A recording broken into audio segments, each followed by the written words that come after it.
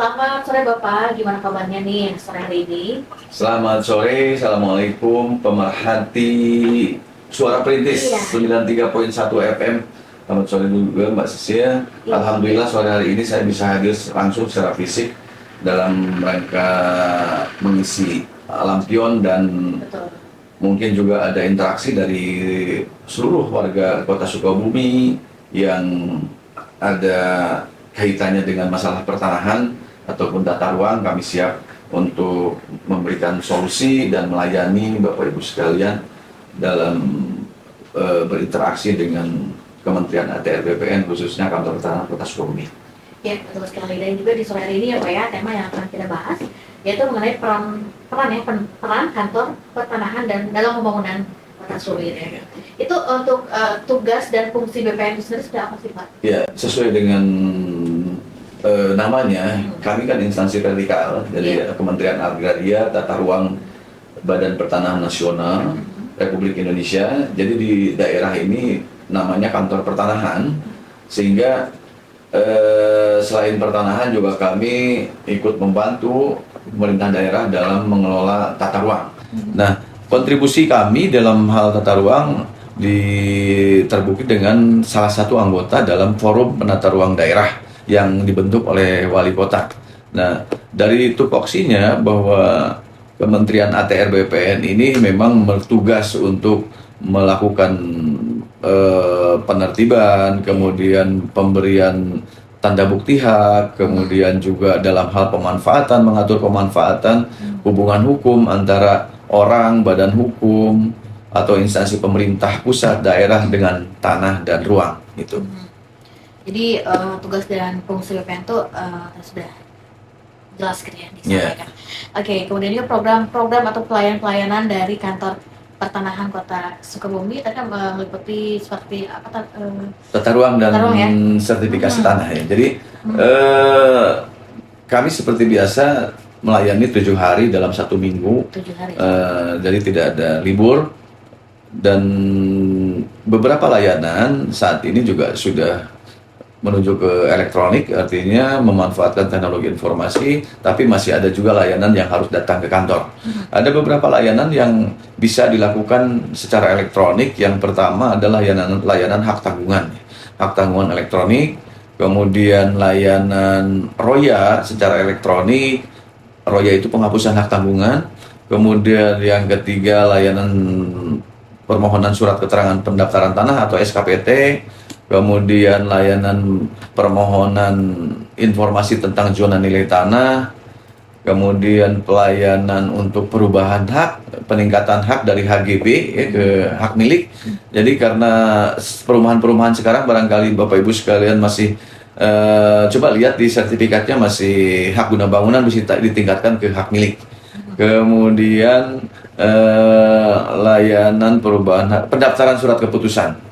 Jadi ada 7 layanan yang dapat dilakukan. Pendaftaran surat keputusan masih belum elektronik, tapi ROYA, SKPT, zona nilai tanah, kemudian hak tanggungan, ROYA itu sudah bisa secara elektronik. Pengecekan sertifikat, sertifikat, ya bisa elektronik. Oke, dan juga apa namanya peran kantor PPN itu sendiri meliputi tadi ya tujuan administrasi ya Pak ya. Sangat penting juga ya. Begini ya. Pertanahan. Di pemerintah kota ini kan ada namanya Badan Perencanaan Pembangunan Daerah ya, dan jelas setiap tahun mereka merencanakan apa yang akan dilakukan di tahun-tahun mendatang. Dan jelas di sini ada kontribusi kantor pertanahan dalam memberikan data, mensupport kantor pemerintah kota dalam melakukan perencanaan, dan nanti pada saat sudah dieksekusi di dalam tahun anggaran berikutnya, kami pun terlibat di dalam misalnya ada pengadaan tanah untuk pembangunan kepentingan umum seperti jalan tol, kemudian ada irigasi dan sebagainya. Nah, itu nanti kontribusi BPN di situ dalam membantu pemerintah kota dalam pengadaan tanah.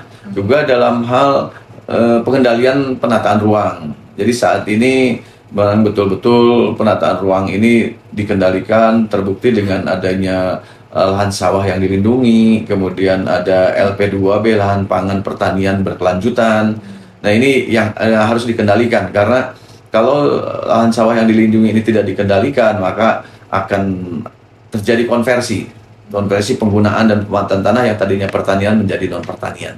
Itu kontribusi BPN untuk membantu pemerintah kota dalam melaksanakan pembangunan dan mendorong investasi. Oke, apakah Pemda juga nih Pak memiliki kewenangan juga ya dalam mengatur pertanahan? Oh iya, Pemda ini dalam hal memberikan persetujuan kesesuaian kegiatan pemanfaatan ruang, namanya PKKPR. Ya, PKKPR ini dibentuk oleh wali kota, ketuanya Sekda, anggotanya salah satunya adalah kantor pertanahan. Nah, disitulah nanti yang menilai apakah investasi yang diajukan oleh para pengembang, kemudian juga orang per orang, sesuai tidak dengan tata ruang, nanti dinilai oleh forum penataan ruang. Di situ ada tokoh masyarakat, ada akademisi, terlibat semua. Kemudian ada Bapeda, PUPR, Dinas Lingkungan, Dinas Pertanian, kemudian Satpol PP, Perhubungan, dan sebagainya. Nanti akan menentukan apakah disetujui atau tidak mengenai investasi di sana. Misal ada developer itu akan membangun kawasan perumahan. Ternyata kawasan perumahan misalnya di Ciberem atau di Limus Nunggal kan. Ternyata di dalam tata ruangnya di sana LSD, lahan sawah yang dilindungi, atau dalam pola ruangnya di sana pertanian.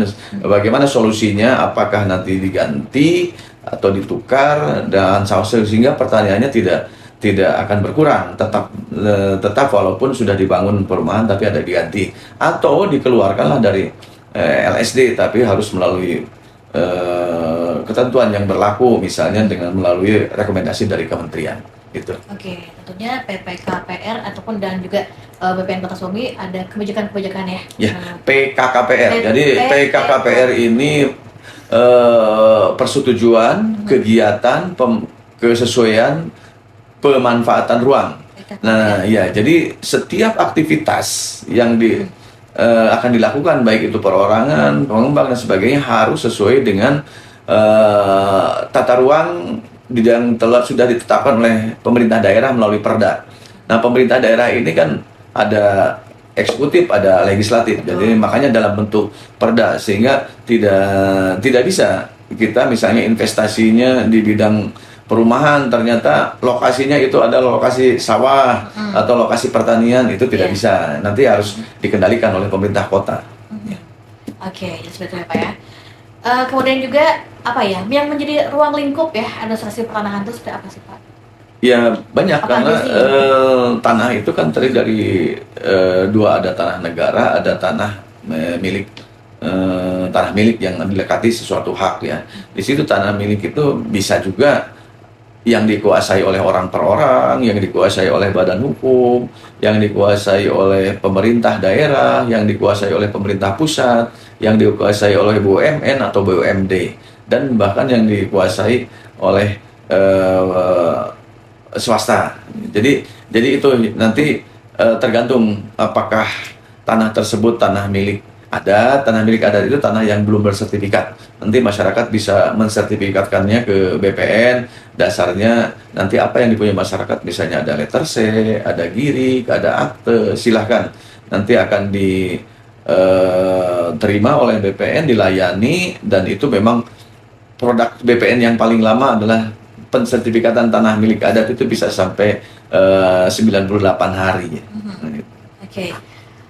Dan juga memang sih seperti yang disampaikan juga pada Rabu-Rabu sebelumnya gitu Pak, hal-hal nih yang menyebabkan terjadinya sengketa tanah itu banyak banget ya Pak ya. Di antaranya yang paling sering terjadi lah gitu. Yang sering terjadi ya banyak, adanya tumpang tindih, kemudian adanya sengketa waris. Ya, yang paling banyak ini di sini adalah sengketa waris ya. Sengketa waris ini bahkan sudah ada sampai ke pengadilan, tapi alhamdulillah ada juga yang bisa dimediasi oleh kami, sehingga bisa damai lah, tidak perlu ke ranah peradilan. Ya, mudah-mudahan tidak terlalu signifikan, tidak sampai menimbulkan konflik, karena ya Kota Sukabumi cukup kondusif sampai saat ini. Alhamdulillah dalam bidang pertanahan tidak ada kontribusinya untuk terjadinya konflik dan sebagainya. Oke.